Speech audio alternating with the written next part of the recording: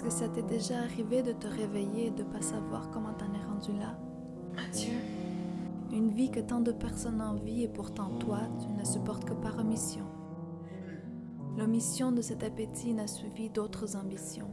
Cette omission qui se traduit par le désir si profond de te convaincre que rien ne manque à ta vie, qui se traduit par l'effort plus ou moins conscient de persuasion que cette vie confortable, c'est l'aboutissement de désirs ardents qui existent toujours en toi. C'est ce pourquoi tu as travaillé, la finalité de ce qu'on s'attend d'une fille, d'un fils, d'une épouse, époux, citoyen payant des taxes municipales, impliqué le temps d'une frustration personnelle dans les jeux de partis politiques locaux. Répéter les mêmes mouvements jour après jour au point qu'ils en deviennent des réflexes. Puis entre ces réflexes, toi, tu te perds.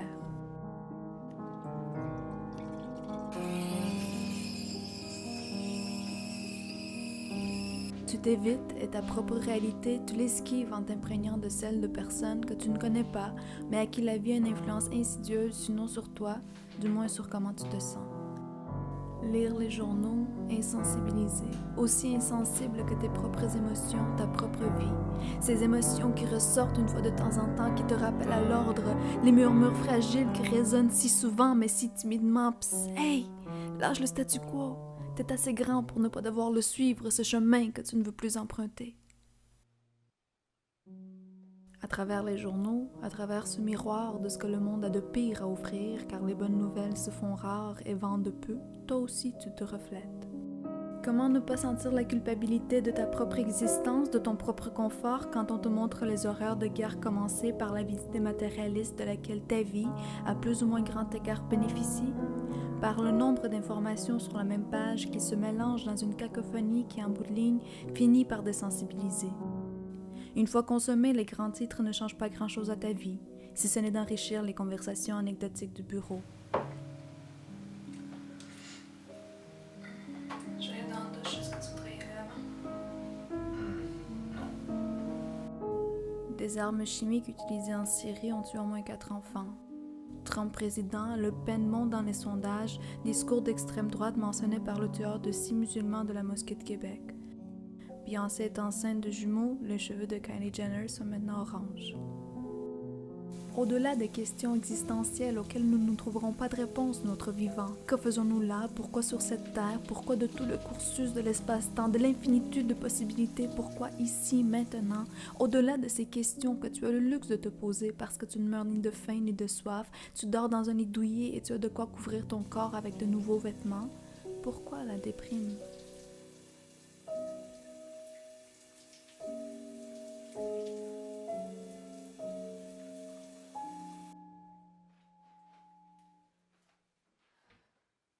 Tu te regardes vieillir, mais tu te regardes sans te voir. Vieillir, tu sais que cela n'est pas donné à tout le monde, que c'est un autre de tes nombreux privilèges, mais au lieu de t'en réjouir, tu rejettes cette réalité pour confirmer ton état de dépression. La dépression, trouble mental caractérisé par des épisodes de baisse d'humeur accompagnés d'une faible estime de soi et d'une perte de plaisir ou d'intérêt dans des activités habituellement ressenties comme agréables par l'individu. La dépression, trouble mental que tu essaies d'étouffer, en partie parce que cela demande de l'effort pour s'en remettre, une énergie que tu n'as pas, et en partie parce que tu la vois comme le luxe d'un enfant gâté qui a tout, mais qui cherche de l'attention supplémentaire. Et voilà que la boucle de l'omission est bouclée. Il était une fois, il n'y a pas si longtemps, t'avais un joli sourire, tu savais charmer, tu savais être en amour, parce que toi aussi, tu t'aimais. Si on sort de l'infiniment grand, si de l'univers on zoome sur Terre, et sur Terre on zoome sur toi et ta relation avec celui qui partage ta vie. Parce qu'en bout de ligne, ce n'est pas l'univers, ce n'est pas la Voie lactée ou le système solaire. Ce ne sont ni les vagues trépidantes des mers, ni la robustesse des hautes montagnes qui feront quoi que ce soit pour toi. De tout ce qui t'entoure, ce qui compte vraiment, le temps que tu es là, c'est ce que tu ressens et comment tu fais sentir ce autour de toi. Aujourd'hui, que reste-t-il de l'amour que tu lui as promis? Où est passée votre intimité? Deux jeunes personnes, une jeune relation et pourtant si peu de contact. À un âge où les touchés, les caresses, le sexe devraient être ce qui vient de plus naturellement au monde, il n'y a que des regards distants. Au lieu de ressentir la chaleur enveloppante de deux corps entrelacés, il y a dans l'air une ambiance glaciale impossible à réchauffer. Que crois-tu encore de l'amour que lui t'a donné, qu'il t'a voué, celui-là même qu'il te confirme de temps à autre avec un terne « je t'aime », celui qui semble se dissiper jour après jour dans un nuage de laisser-faire? Le regardes-tu encore? Essaies-tu de le connaître? Est-ce que tu te soucies encore de ce que sont ses désirs? Ont-ils changé? Est-ce que si tu saurais qu'il est différent de celui qu'il était avant, tu en ferais quelque chose? Ou tu hausserais simplement les épaules et continuerais ta petite vie comme si de rien n'était? La dépression de la classe moyenne. Est-ce le luxe ou le fardeau d'une jeune société qui a tant d'options, un si grand accès au monde par le simple toucher d'un écran, mais où la dépersonnalisation de cet écran creuse aussi une distance incalculable avec ce monde? La contradiction entre la réalité du quotidien et les rêves vendus qu'il nous est possible de tout faire.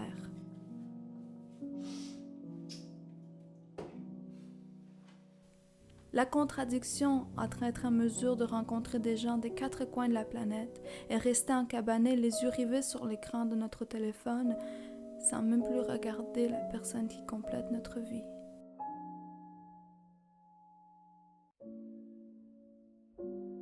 Les journées passent en leur relative monotonie. Aller au travail, l'esprit égaré. Y revenir en ce silence qui fait force de loi. Il est là, il est présent, l'amour, il ne s'est pas dissipé. Mais les doutes, les remises en question pèsent lourd sur une relation humaine. On cherche l'amour, on se met de la pression pour avoir la vie qu'on nous promet nous rendra heureux. On en vient à conjuguer aimer au participe passé avant même de savoir vraiment ce que c'est, par doute de ne pas être en train de le vivre de la façon dont il faudrait. L'amour propre, l'amour à deux, ne serait-ce pas merveilleux qu'il dure si longtemps qu'on ne sache plus comment faire ça? De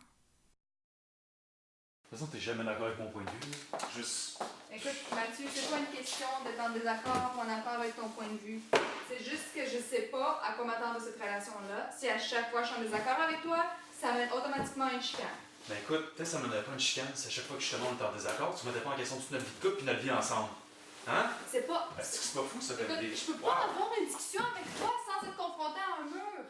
Ok, je te parle de la situation de quelqu'un d'autre puis tu me ramènes ça à nous. I've been loving you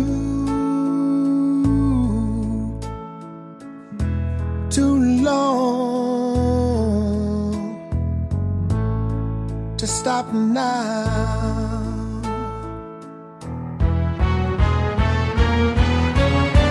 You were tired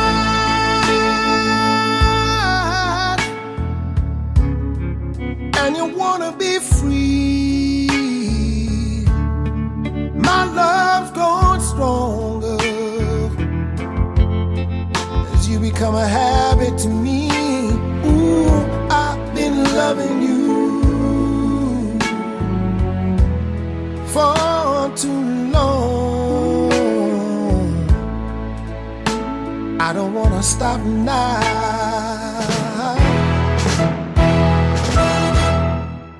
With you, my life has been so wonderful. I can't stop now.